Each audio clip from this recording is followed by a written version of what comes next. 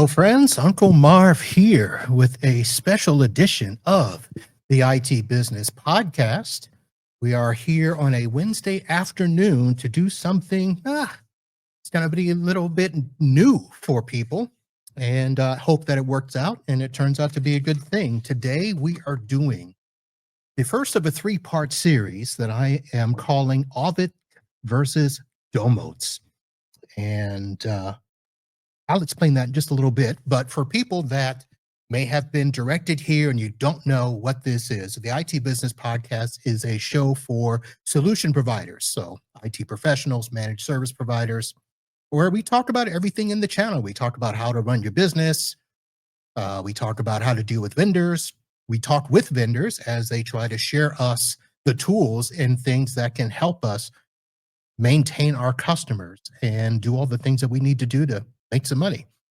So that's the show in a nutshell. Today's show is specifically Auvik versus Domotz, and it's basically the idea that there has always been a thing where we need to do network monitoring. We have so many managed devices on our networks, and we need to be able to map the network. We need to have alerts when new things pop on the networks. And the two biggest names that I know of, and there may be others that people will say, well, why aren't they in there? Well, these are the two that I know and are probably the most trusted among the channel in the sense.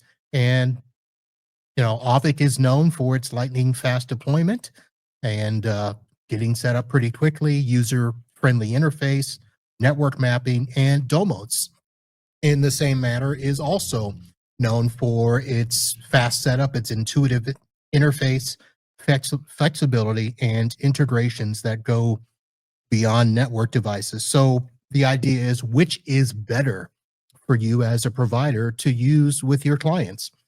Now, normally when I talk either about vendors or have vendors on the show, we try to ask all the pertinent questions. We let the vendors do their dog and pony show.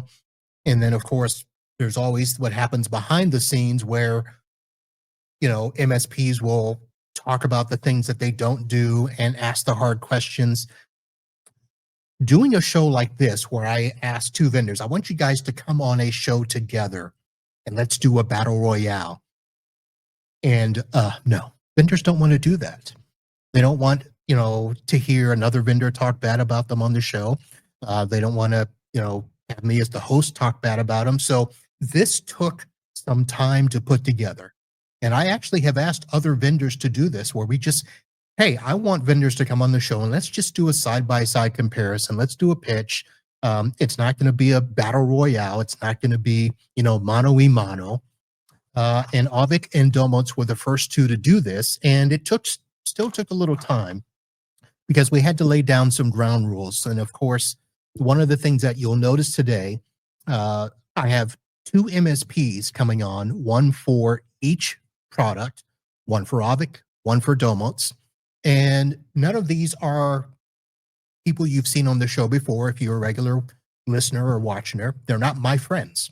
So these are not people that I could have pulled over to the side and said, hey, we're going to have this show. Will you talk about this? They're not going to be nice to me. They're not going to do all of that stuff. These are two vendors I met probably about a month ago. And it was just a real quick, nice to meet you.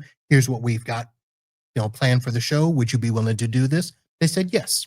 So that was the first thing, is I wanted to get MSPs on the show that had not been on before, who I did not know. So that was one thing that was able to happen. Thank you to the vendors for doing that. The format today is going to be just simply a question and answer. We're not going to do demos. That may come later in the second and third show, which will be the vendor response shows.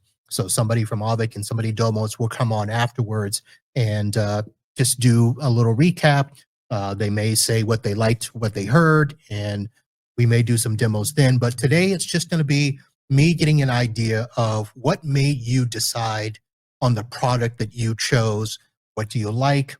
And yeah, I'm going to ask at least one question about, what do you wish it would do that it doesn't do now? Each MSP is going to get the same questions. And hopefully, I'm going to phrase them the same way so that there's no bias. There's not going to be a favoritism that you see me show one or the other in the way that I ask the questions or the way that, I interpret their answers. I'm going to try not to respond. It's going to be basically blah, blah, bland as can be so that I can let you, the listener, you, the viewer, make your own decision about what each says.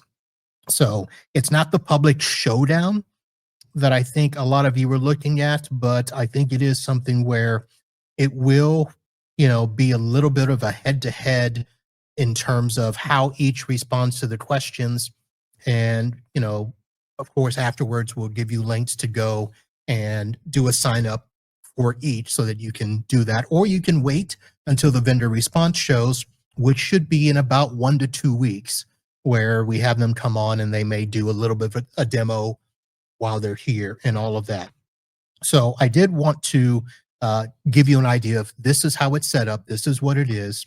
It is not the typical dog and pony show, and it is not the battle royale that you may think it is. I've tried to say that from the very beginning. Anybody that I've talked to, it was hard to get two vendors on the same show to do this head-to-head battle, and so I want to thank Auvik and Domotz for doing that.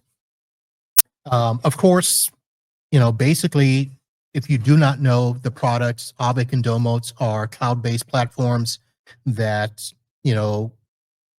are set to monitor devices.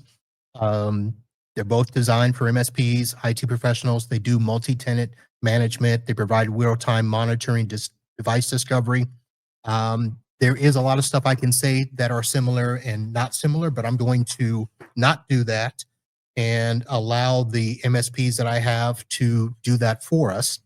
And we're going to do a little bit of a coin flip as to how we start. So I created a wheel of names, and we are going to spin, and that will determine which MSP speaks first and which MSP speaks second. So you see the wheel of names. If you are watching the live show, if you are listening to this by audio after the fact, you will hear the spin and you will hear the name chosen. So here we go. That is the spin.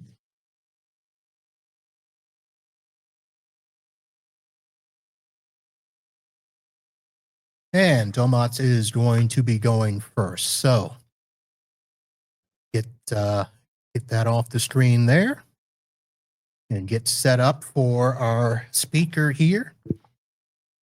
And here we go.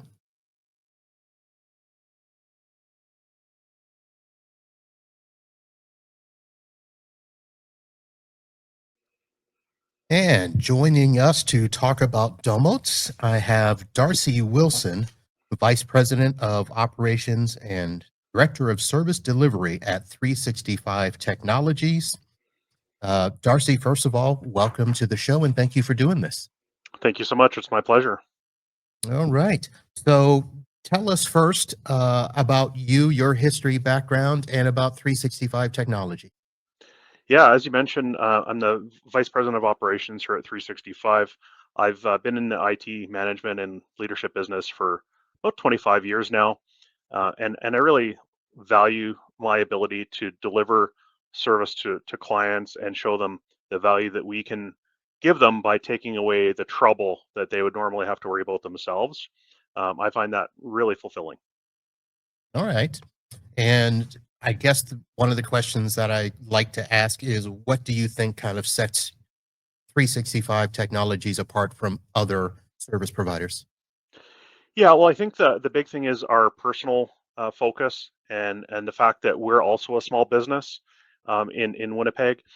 So we provide fully managed services, help desk support, security monitoring, cyber security. Um, but we take that personal approach. We understand the struggles that small businesses have. We share some of those struggles, and that allows us to really take that strong personal approach to solving their problems. All right. You mentioned that you're also a small business. So what about the demographics of both your business as well as the bulk of your customers? Yeah, so we serve a variety of industries. We're focused mostly here in Winnipeg, Manitoba, but also throughout Western Canada. And we've got clients in industries from finance, construction, retail, healthcare.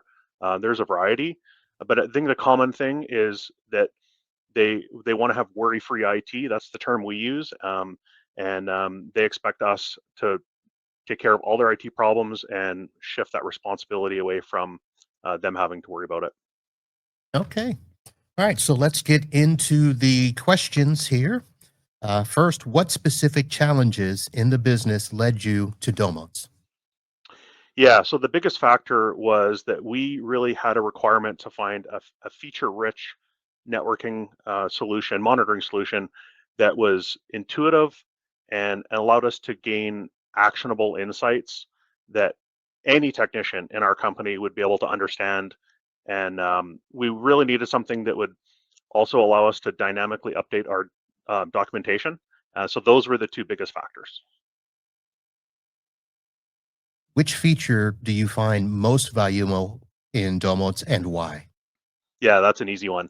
It's reverse proxy without question. Oh, The reverse proxy give us the ability to securely connect to our client networks, their network devices, without opening ports or adding any security risk to the environment. okay. Were there any particular integrations that influenced your decision? Yeah, so as I mentioned earlier, one of the big factors for us was dynamically updating our documentation around our client environment.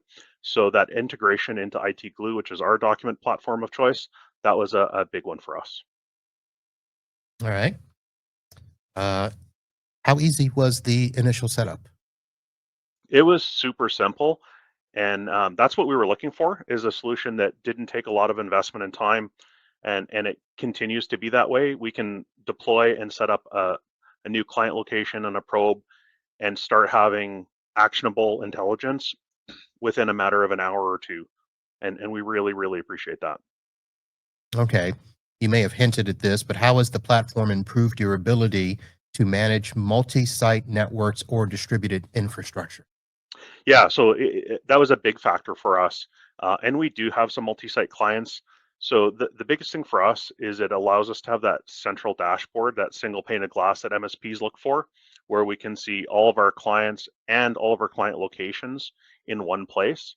It allows us to monitor their topology and look at performance of their network in real time across all sites.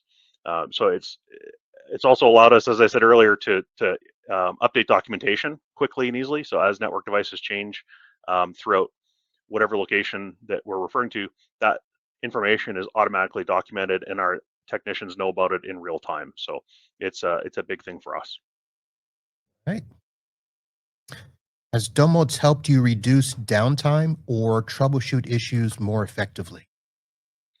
Absolutely. The combination of dashboards and alerts make it really easy for us to proactively identify problems. Our techs can look at the history of a device or a specific interface on a device, and they'll oftentimes be able to quickly identify the source of a problem without an on-site visit, and that's another key for us as an MSP. It's really critical. Okay. So I'm asking a little different twist on this.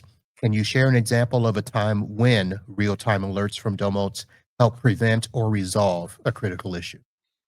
Yeah, so I think the best way for me to answer that is, again, refer to the fact that um, Domotz was the first time we were really able to effectively identify problems proactively and not have to rely on a symptom or a client calling about a problem. So we've seen a lot, and some of our biggest clients, we own their entire IT department from start to finish. There are no IT resources. And so they rely on us monitoring the health of their network in real time. And any outages cause them significant financial impact. So being able to identify a problem and solve it before they even know about it is a game changer for us. Okay. Nothing that really sticks out as like the coup de grace of Well, events. anytime potentially we can help our clients save money by reducing downtime is an opportunity to celebrate. And I don't know of any particular one that stands out, but we do see it, and we see the effects, the positive effects of having the tool in place. Okay. Um, do your clients know about Domotz? In general, they don't. They just see it as part of our toolkit, providing our service and being able to know about the health of their environment. Having said that, we do have some co-managed environments where there are, um, on-site resources, or the client has IT resources of their own, and in those cases, they have access to Domotz, and they're able to monitor the devices themselves, and we can collaborate on the health of their network. All right. And so for the people that you do have it in place, do they see or how do they see the perceived benefits? Yeah, well, again, they just expect that by hiring us to be worry-free IT, that the tool is just part of our entire package of service delivery that helps keep the network healthy and maintain their business. So I don't think that they necessarily see a single benefit specifically from Domotz, but they do expect that it's part of the best possible service that we can provide, and the best collection of tools that we can use to provide that service. All right. And let's see how honest you are with this one. If you could add or improve one feature in Domotz, what would it be and why? Mm. Yeah, and that's a tough one. I think it goes back to that multi-site environment that we talked about. Uh, it allows us to see today individual locations. What would be great for me is being able to see all of those locations rolled up in a single pane of glass per client, so that we can see all of the alerts, the health of all of the sites within a client in one single pane of glass. So I think if there was one area, that would probably be it. All right. All right, Darcy, thank you very much. Here's a closing question or two. If another MSP were considering a network monitoring solution, how would you describe your experience with Domotz to them? It's been positive right from day one. I do have to say that's something that sets Domotz apart in this industry, is that I do see them as a true partner. They're willing to listen to my concerns. And I believe that this is not unique to us. I believe other Domotz users have the same experience.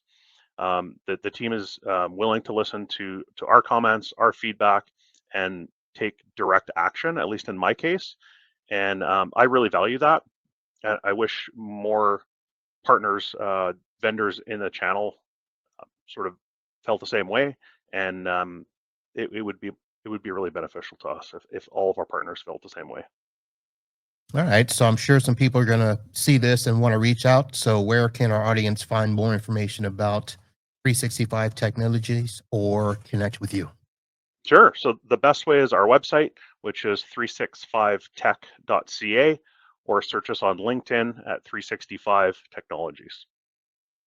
All right. Darcy Wilson, 365 Technologies. Thank you for doing this, sir. And we'll look forward to talking to you again down the road. Thanks. Thanks so much. It was my pleasure. And there we have part one of our comparison, Auvik versus Domotz. And we are now going to move right into part two. And it's going to be the same format, same questions, everything just like it was before. So let's move on now to Auvik. All right, here we are with Robinson Roca. He is from Helient Technologies and has been in our industry for quite a while. He's been with Helient since 2019. But Robinson, let me first say welcome to the show. Thank you for doing this. Thank you for having me. Appreciate it. All right. And just for a little bit of perspective, why don't you tell us about Helient Technologies? Yeah, sure. We are an MSP VAR, which is a value-added reseller. Have been around for almost 13 years, going on 13 years. with a practice that provides MSP services, management and support, as well as value-added reselling, such as Cisco's deployments, networking infrastructure, and a major Azure reseller and implementer for many, many clients in various verticals. Okay. So is that kind of what sets your MSP apart a little bit, that you've focused heavily into the cloud architecture? That's right. So it's a mixture of being able to take a customer who's on-prem to cloud, or taking a customer who's on-prem to a hybrid deployment, and being able to provide that service as a full um, a full complement of technologies without having to go to various different vendors to do one thing. Everything from cabling to full-blown Azure deployments. Very nice, very nice. And for a little bit of demographics about the company, I know you said you've been around since 2013, but size of the company, typical client size, number of endpoints, that sort of stuff. Yeah, we're growing. We're growing. I think at the moment we're now at 90. No, I think we're now at 110 employees. So we're growing, and our verticals are typically within. We started in legal, and a few years ago have expanded into healthcare, amusement parks, and several other verticals that you wouldn't expect. Um, but we've kind of expanded to areas that are favorable to business growth, customers that are really looking to move into cloud-based deployments, and we're finding that to be a very lucrative and essential part of our business. Okay.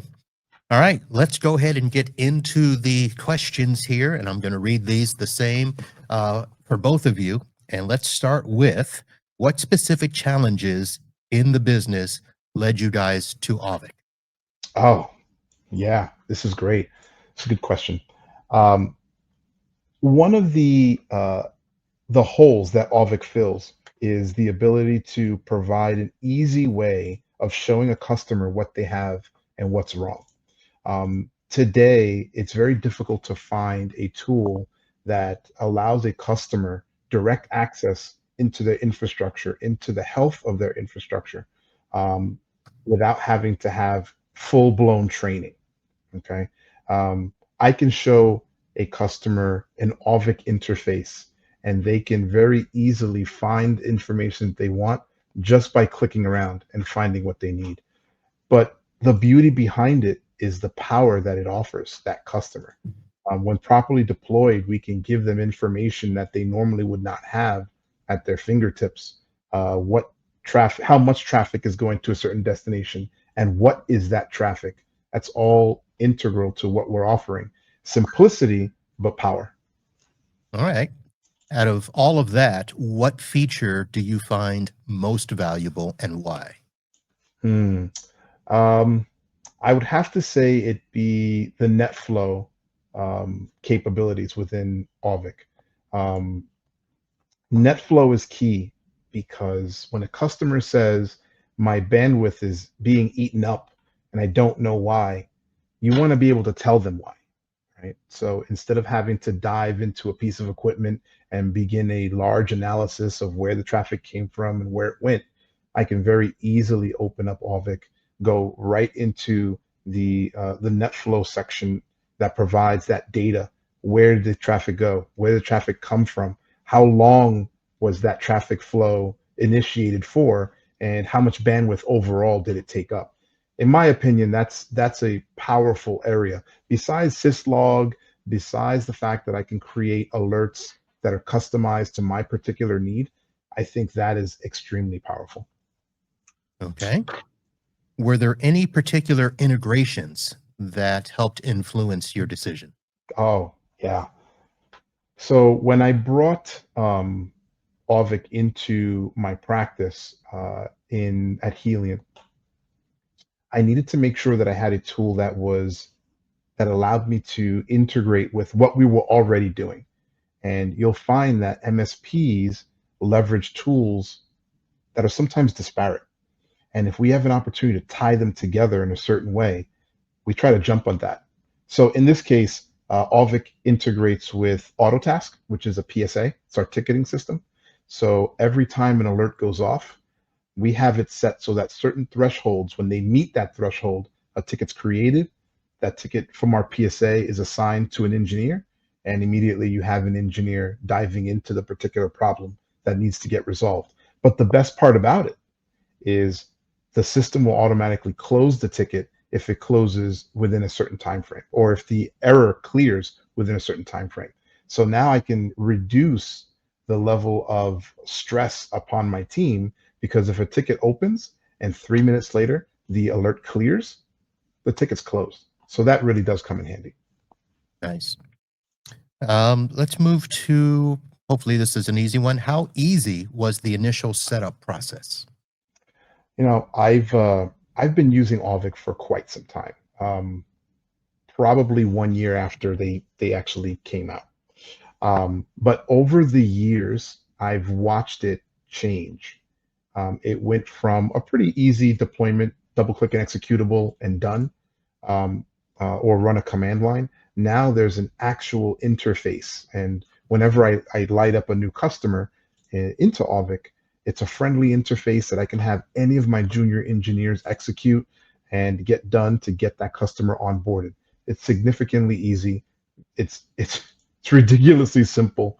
And I look forward to, you know, training my younger engineers and jumping in and getting it started. All right. How has the platform improved your ability to manage multi-site networks or distributed infrastructure? This is key. This is really, really important. I'll tell you, I have customers that have multiple locations, multiple offices. And I may have a customer that's 2 offices, a headquarters and a branch. I have customers that are 19 offices and a headquarters and 18 branches. And the key piece of this is I can create a top level for that customer and then add every one of their branches underneath that top level. But what I love most is their new capability of being able to run a collector on a Raspberry Pi. And that enables me to deploy collectors in more places, gathering more local information than having to run it on a virtual machine that may only be at headquarters. Now I can have data collection in branches in multiple places, powered and managed in ways that you may not have normally been able to do if it was a traditional VM or physical server. Okay. Let's see. Has Auvik helped you reduce downtime or troubleshoot issues more effectively? Yeah. We used to use a different tool for monitoring prior to Auvik, and it was prone to a lot of false alerts, a lot of false errors, requiring the team to go running and taking care of certain things. Auvik is intelligent. If you've got 3 IP addresses on a switch and one of those IP addresses goes down, well, the whole device is not down, just that IP address. Auvik's intelligent enough to tell the device is up, but that IP address is down, and appropriately give me the right alert. That's key, because previously without Auvik, it was deemed whatever interface was being pinged or monitored was down, then the whole device was down. Intelligence is key, and Auvik has it. Well, you may have already answered this, but I'm going to ask the question anyway. Can you share an example of a time when real-time alerts from Auvik helped prevent or resolve a critical issue? Yeah. We've had an instance where a customer had saturation in their network. They use their internet connectivity for basic internet connectivity, but also were doing data replication to the cloud. They were unable to tell what was eating up all their bandwidth. Jumped into Auvik, pulled out Auvik Flow, looked at the data that was being sent, the source and destination, and immediately jumped into, it looks like it's your replication from one of your Haiku servers that's replicating up into Azure and eating up all your bandwidth. I think we need to scale down that replication, and that should resolve the problem. And that was an immediate answer. Didn't have to spend time digging in. It was all in Auvik. It took me all of 3 to 4 minutes to get to the right window and maybe 5 minutes to really diagnose the problem. Okay. Do your clients actually know that you use Auvik?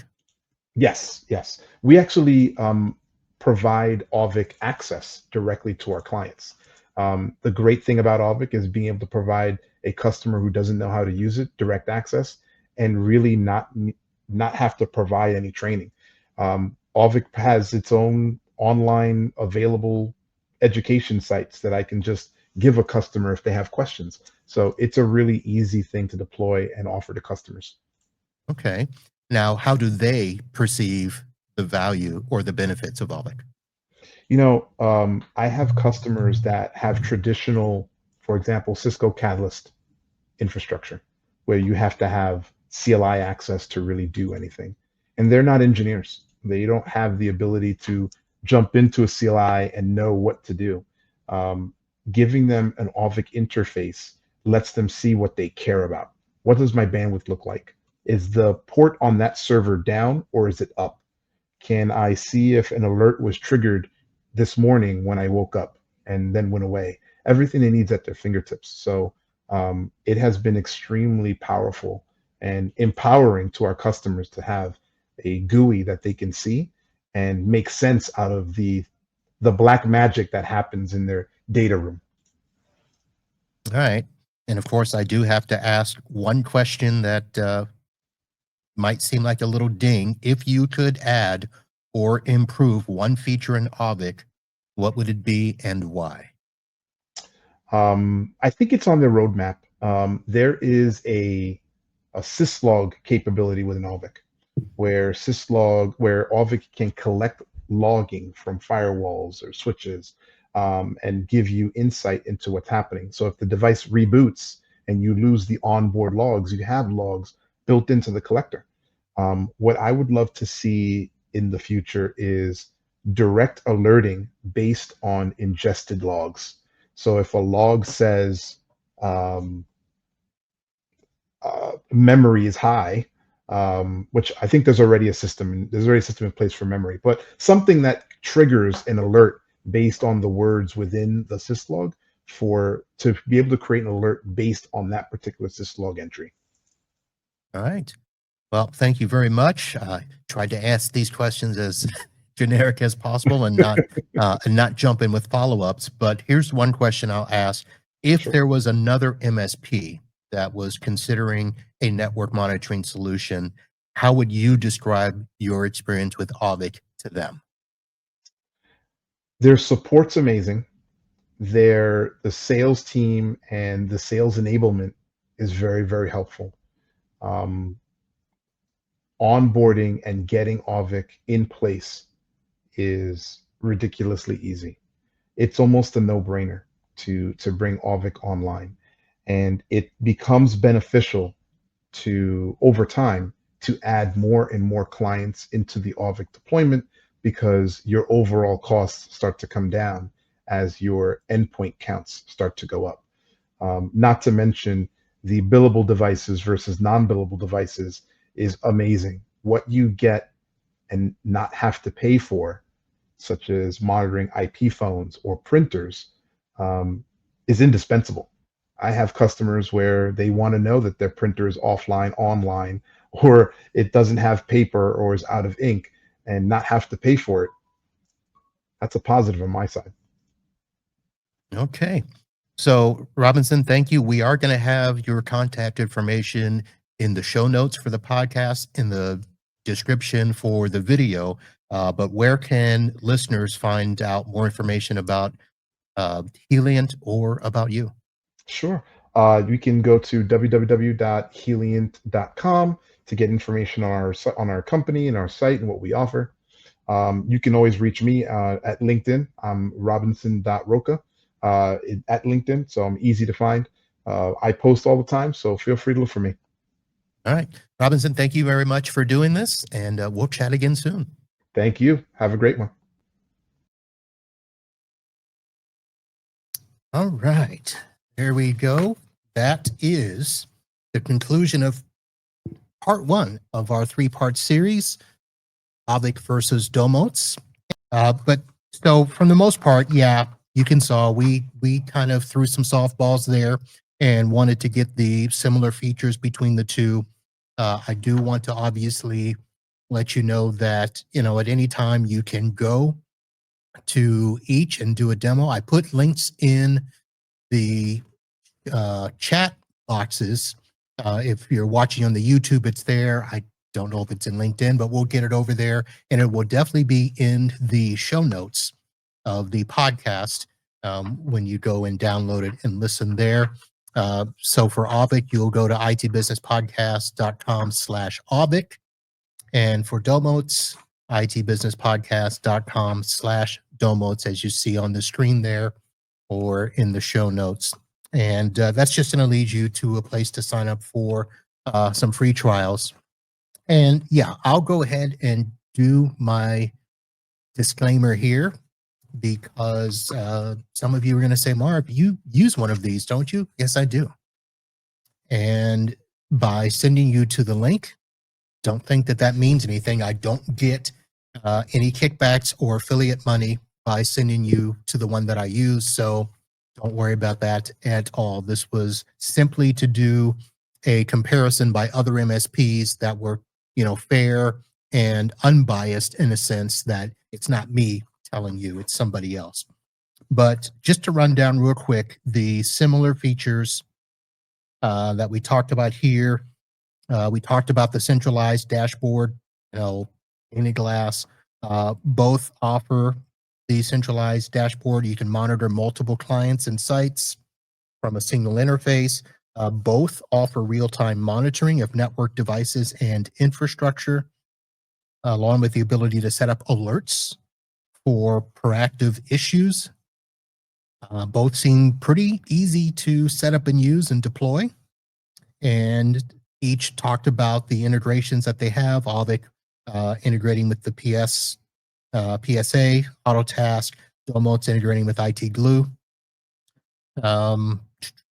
Documentation, I noted, and reduction of downtime and proactive troubleshooting. And that's really what it is too. So again, that's it for part 1 of this series. Part 2 will be coming, like I said, in a week or two, and that will be a response both from somebody at Auvik and somebody at Domotz.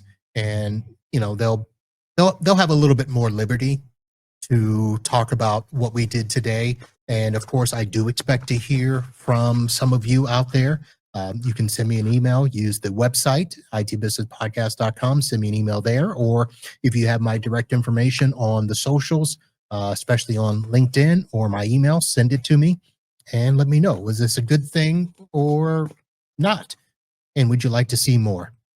But that's going to do it, folks. Thank you very much. I do want to say thank you again to Darcy and Robinson. I also need to say thank you to, let's see, so Molly Rast at ICR Technologies.